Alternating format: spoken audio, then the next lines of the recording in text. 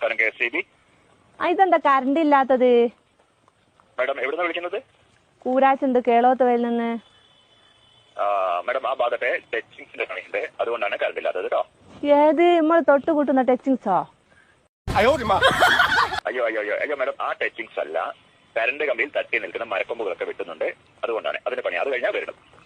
നിങ്ങൾ എന്റെ വീടിന് മുമ്പിലെ ടച്ചിങ്സ് എപ്പോഴാ വെട്ടി തരിക? നിങ്ങളെ വീട് കറക്റ്റ് ഏരിയ ഒന്ന് പറയാവോ? കണ്ണാടിപ്പാറ പള്ളീന്റെ അടുത്ത്. കണ്ണാടിപ്പാറ പള്ളിയുടെ അടുത്ത് ഏകദേശം 2 മണിയൊക്കെ കഴിയും കേട്ടോ.